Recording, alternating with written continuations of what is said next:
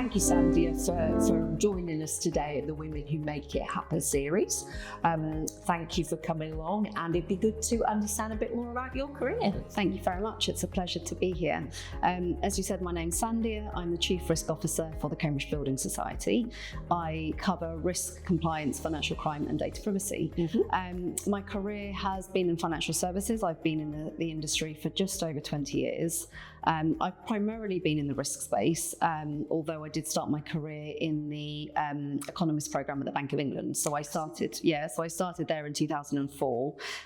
I was there during the financial crisis, actually. Oh, interesting. Yeah, it was. I think for a lot of people who were in financial services during that period, it was a very interesting time, stressful at times, but very interesting as well. And that's where I got a real interest into risk management, actually. So I was heavily involved in the analysis of banks' balance sheets and understanding the risks they were facing, how much capital they might need under stress conditions. And that's where I got an interest in understanding how banks were managing their balance sheets, how they were thinking about their financial resilience. Yes. And that's then the kind of thread, exactly, the thread that I pulled, and that's led me to where I am. Excellent. So, great that you came through a graduate program. It's always good to see individuals coming through those types of programs. So obviously good grounding in the financial services regulator, the PRA. It was the Bank of England at the time. Yeah. So how did you then get your next leap into a bank? From there. Well, I've been really fortunate that I've been able to follow my interests. So during the financial crisis, I got an understanding of how banks were thinking about the risks to their balance sheets. I was also in touch with the then Financial Services Authority, so the precursor to the FCA. Yes. And through those conversations, I talked to them about how different firms' cultures impacted their view of how credible management actions were and the management responses to the stresses that were underway. And that got me a real interest into really wanting to understand how institutions were managing their risks and their financial resilience, their balance sheets. So I then took that forward. I then went on to work at Deloitte for a few years. So I was a consultant in the risk and regulatory practice there. I did that for a few years, which was a huge learning curve for me and incredibly insightful. And like I say, I got a real interest and a real taste of different cultures, different management styles. Yes. I then went to M&G, which is the asset management company, and I was in the risk team there. I then went to Hawes Bank and was in the risk team there, and then that led me to the Cambridge Building Society.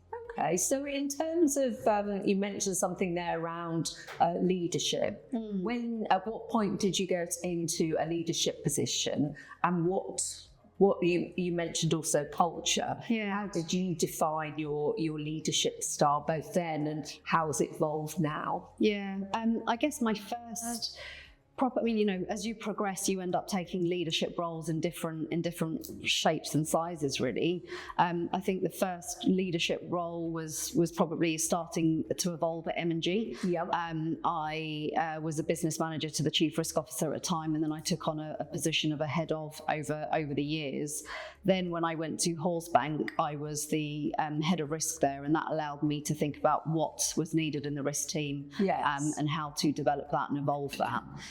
The Chief Risk Officer role came in 2022, so that's how I really kind of thought about my leadership style and progressed my thinking there. And is there a particular style that you have that you like to convey to your team, or is there a role model that you've had that you've replicated some of the good bits maybe from? Interesting question. The leaders. I've been really fortunate. I've worked with some fantastic people throughout my career, fantastic bosses, and there's one boss in particular that I learned a lot from. But in terms of the leaders that I have really kind of admired, they're the ones that have been more authentic and very human in their approach. And I think that's the style that resonated with me the most. Yep. So being authentic, I'm quite straightforward. So people know where I stand on things. I think that it's important to provide honest feedback, both the positive and you know, celebrating wins and thinking about what we've achieved together. Yeah. But also providing constructive feedback as well, Yes. to understand how we can take something in a different direction if we need to. Yeah. I think feedback's really important across the board, actually. So I like to think my leadership style is pretty authentic, and Yes. people know where I stand, but I really care about my team. You know, I think I like to recruit good individuals, people who really care as well, and that allows us to do some really good things together.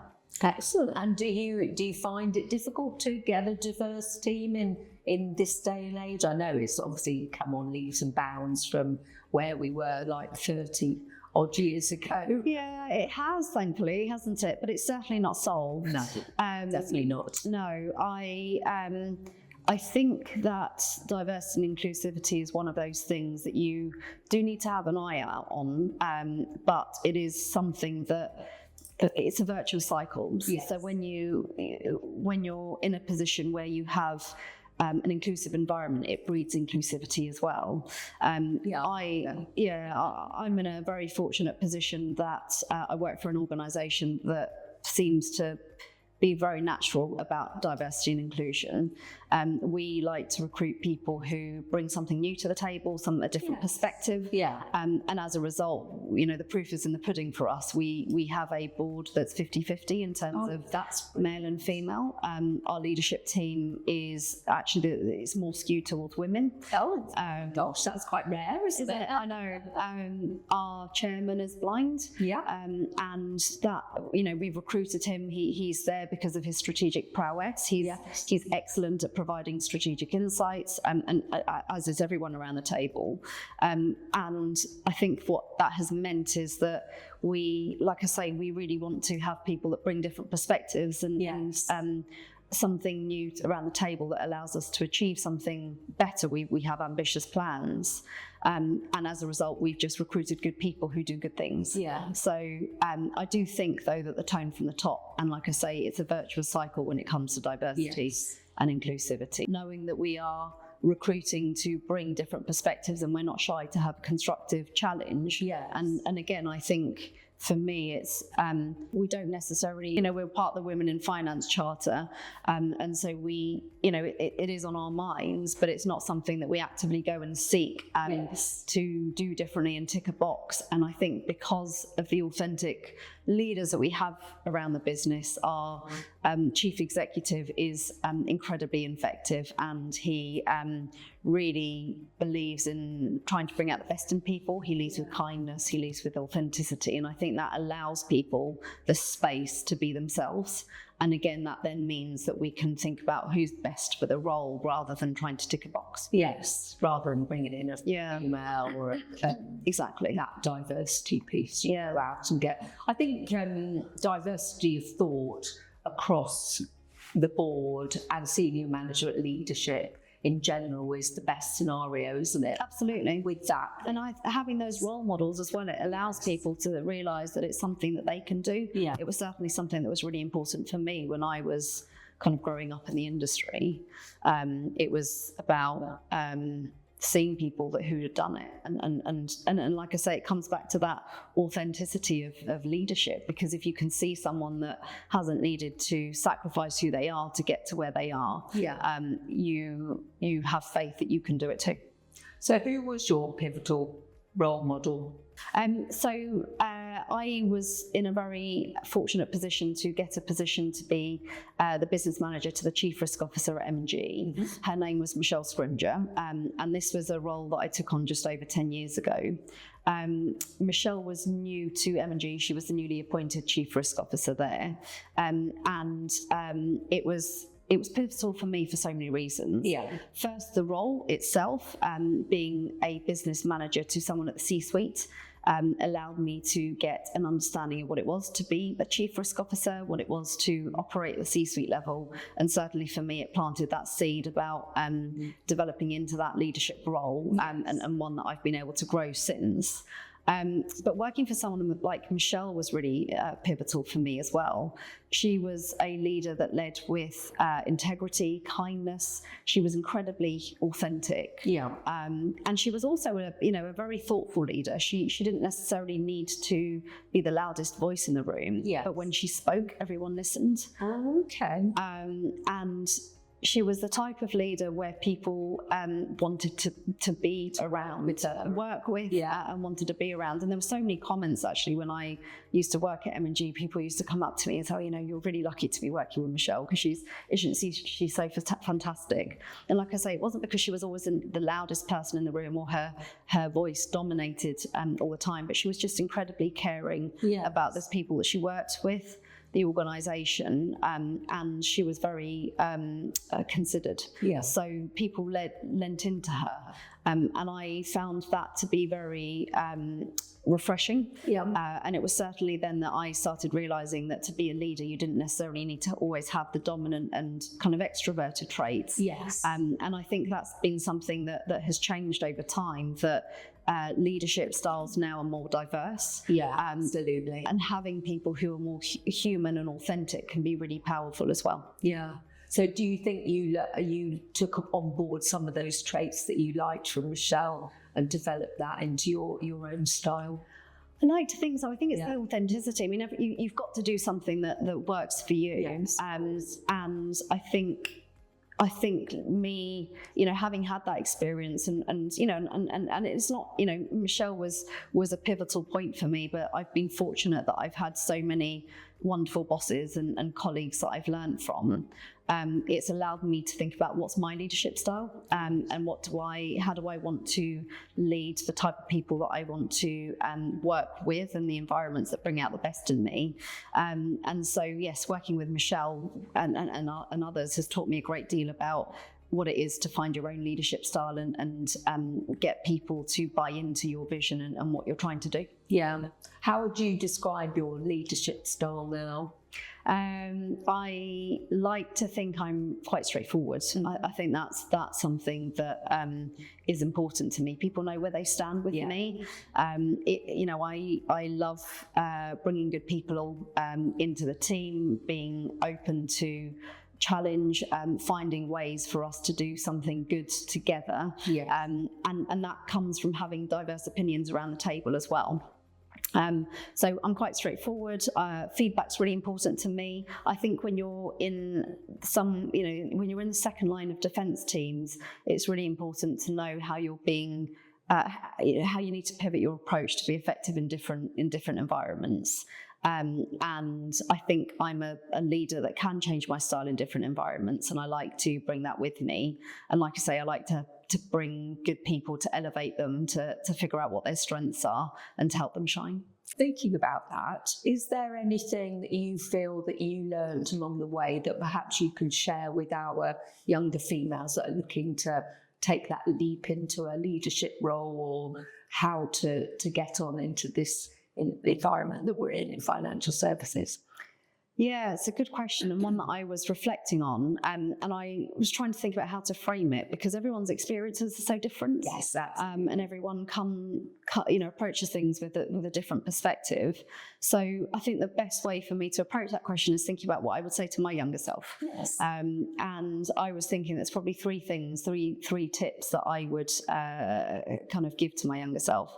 The first one is knowing that you can thrive in different environments. Yeah. So no, there is no one-size-fits-all culture.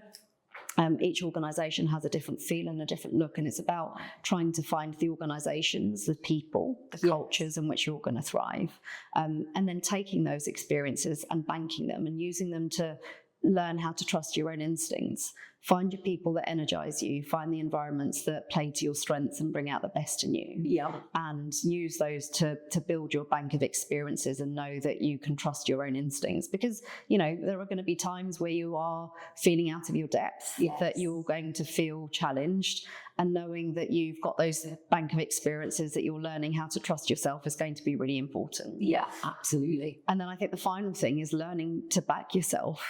Again, you're going to find yourself in difficult environments at times, challenges.